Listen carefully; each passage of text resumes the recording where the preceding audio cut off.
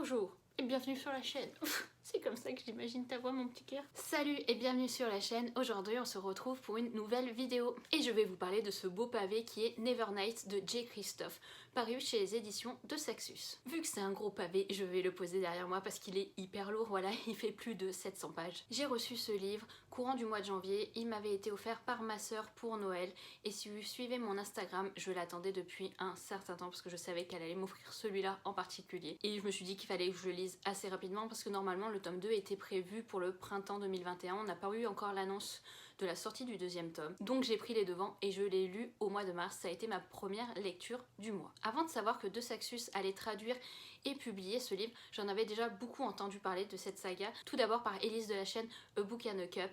Je ne sais plus si elle a lu la saga au complet, mais je suis sûre en tout cas qu'elle a lu le premier tome et au moins le deuxième tome, parce qu'elle m'en avait beaucoup parlé, et j'étais totalement intriguée par le résumé. Et avant même de commencer ce roman, j'avais quelques a priori, parce que j'en ai entendu du très bon et du très mauvais. Je vais quand même vous faire un petit résumé, même si je pense que vous avez déjà vu tourner ce livre énormément, comme je vous l'ai dit. Dans ce roman, on va suivre Mia. Mia, elle a été présente lors de la mort de son père. Son père a été pendu car il a été considéré comme un traître par rapport au régime mis en place. Son père était quand même un haut fonctionnaire de l'État et il a tenté un coup d'État qui a très mal tourné, qui l'a emmené à se faire pendre. À partir de là, on va embarquer sa mère et son petit frère en prison et on va décider de la tuer en la noyant. Elle va échapper à la mort et elle va se retrouver toute seule, perdue au milieu de la ville. Un homme va la prendre sous son aile et va la former pour qu'elle puisse un jour rejoindre cette fameuse école pour devenir assassin. Et c'est donc à l'âge de 16 ans que l'on retrouve Mia qui va intégrer cette école. Mia veut absolument devenir assassin pour venger la mort de son père et retrouver toutes les personnes qui l'ont condamné et les tuer. Il faut dire que je suis vraiment fan de tout ce qui concerne déjà le milieu scolaire, école, quelqu'un qui rentre dans une école pour apprendre la magie, quelqu'un qui rentre dans une école pour être assassin. J'adore le principe, j'adore le concept, dès que ça se passe dans une école, qu'il y a des cours, qu'il y a des professeurs, j'adore.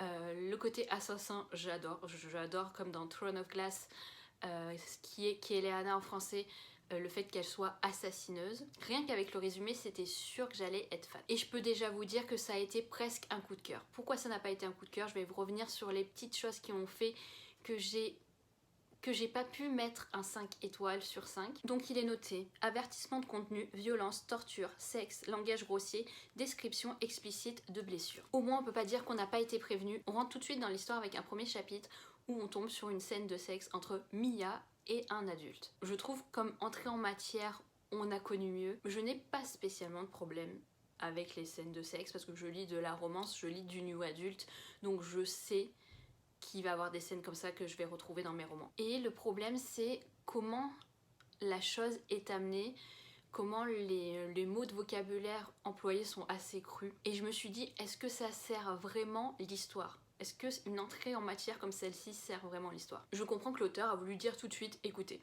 mon roman, il va pas être fait pour les jeunes. Je vous ai déjà averti qu'il allait y avoir du sang, qu'il allait y avoir du sexe. C'est mon entrée en matière dans cet univers. Il a fait ses choix. Moi, j'aurais aimé commencer par autre chose. Après, c'est juste mon point de vue. L'autre chose qui m'a un peu perturbée, c'est qu'effectivement, Mia a un langage grossier. Ça m'a particulièrement marqué dans la première partie du roman. On a l'impression que Mia ne sait pas parler sans insulter les gens, sans employer des mots vulgaires. Et puis même, on n'a pas l'impression que ça ne touche qu'elle. On a l'impression que tous ces jeunes adolescents ne parlent que comme ça. Mais il me semble pas que tous les adolescents s'insultent les uns les autres ou ont un langage aussi cru que ça. Voilà les deux choses importantes qui ont fait que ça n'a pas été un coup de cœur ou que je peux pas le mettre sur un coup de cœur parce que ça m'a un peu perturbée. Vous allez dire pour certains c'est beaucoup, mais tout le reste était tellement énorme que oui, j'ai mis un 4,5 sur 5. Et je vais vous expliquer pourquoi j'ai aimé. Comme je vous ai dit, je suis absolument fan de tout ce qui est assassin. Et j'ai adoré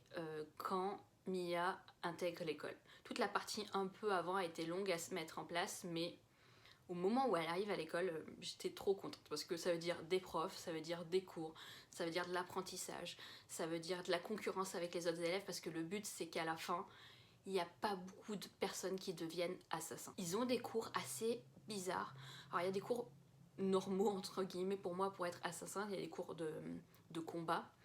Oui, effectivement, quand tu veux tuer quelqu'un, il faut être prêt à savoir se battre et avoir plusieurs instruments parce que tu peux aussi torturer des gens.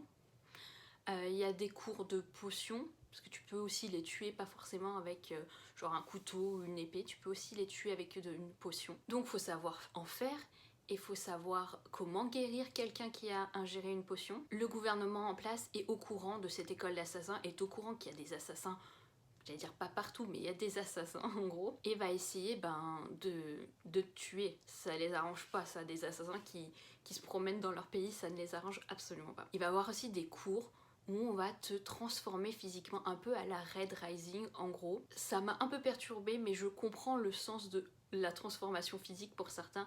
C'est-à-dire que si t'es un assassin et que t'as une grosse cicatrice sur le front à la Harry Potter et que t'essayes de tuer quelqu'un ou de récolter des informations pour arriver à tuer quelqu'un, bien sûr que les personnes qui vont te rechercher vont dire écoute, il y a un mec là, il est venu, il a une cicatrice en forme d'éclair, et qu'on te voit, on va dire ah ouais, c'est lui. Donc ils veulent t'enlever tous les signes distinctifs qui font ta personnalité ou ton histoire pour que tu sois en gros quelconque, que tu n'attires pas l'œil en fait. Ils vont quand même les rendre un peu plus entre guillemets beaux. Par exemple Mia, elle a une petite poitrine, ils vont lui donner une plus grosse poitrine. Tout ça pour arriver à récolter des informations on va dire avec de la drague, avec on va dire dans le futur des coucheries, clairement pour essayer de récolter des secrets sous l'oreiller et arriver à tuer ou avoir les informations qu'on leur demande. Ça c'est limite quand on se dit bah ils ont tous 16 ans, on essaye de les former à comment draguer des gens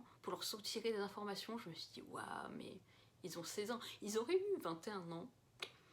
Ça me posait aucun problème, mais là à 16 ans je fais ah quand même, parce qu'à 16 ans c'est l'âge de ma soeur en ce moment. Et je me dis, waouh, est-ce que tu verrais ta sœur faire ça? Non, absolument pas. Il faut dire que ce livre, je l'ai lu en 3 jours, donc pour 700 pages, j'étais plutôt contente. Il faut dire que toute la deuxième partie du roman, j'ai juste adoré et je l'ai lu en une soirée. Je me suis couchée tellement tard pour finir. Ça s'accélère d'un coup.